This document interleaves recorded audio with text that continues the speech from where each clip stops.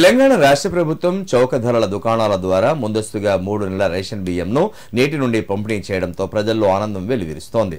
రాష్ట్ర ప్రభుత్వం ప్రతిష్టాత్మకంగా గత ఏప్రిల్ నెలలో ప్రారంభించిన సన్న బియ్యం పంపిణీని వచ్చే 3 నెలల కొరకు ఒకేసారి ముందస్తుగా నేటి నుండి చౌక దుకాణాల్లో పంపిణీ చేస్తుండటంతో సిద్దిపేట జిల్లా దుబ్బాకపట్నంలోని చౌక ధరల దుకాణాల ఎదుట లబ్ధిదారులు క్యూ కట్టారు. దీంతో రేషన్ డీలర్లు వేగవంతంగా బియ్యం పంపిణీ చేద్దామంటే బ్లూటూత్ ఇబ్బందులకు గురి చేస్తుందని రేషన్ డీలర్ సుభాష్ తెలిపారు.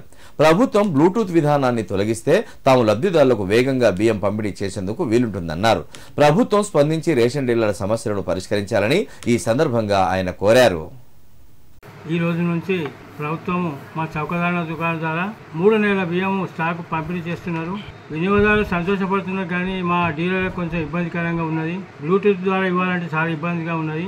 దయచేసి ప్రభుత్వం వారు బ్లూటూత్ తీసేసి సాధారణ పంపిణీ ఇవ్వాల్సిందిగా ప్రార్థిస్తున్నాం. చాలా సంతోషంగా హ్యాపీగా అందరూ 3 నెలల బియ్యము సన్న బియ్యం తీసుకొని పోతున్నందుకు ప్రభుత్వానికి ధన్యవాదాలు.